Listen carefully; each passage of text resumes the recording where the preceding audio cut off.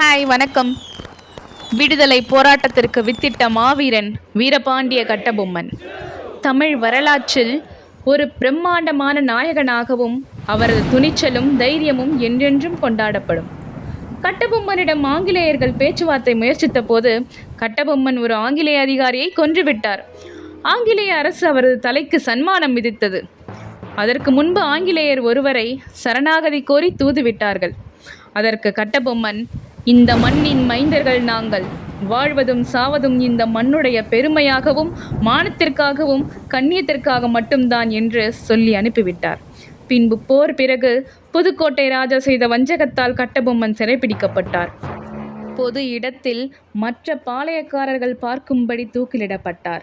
யார் புரட்சி செய்தாலும் அவர்களுக்கும் இதே கதிதான் என்ற எச்சரிக்கை அது. கட்டபொம்மனின் வெளிப்படையான புரட்சியும் தியாகமும் வீண் போகவில்லை.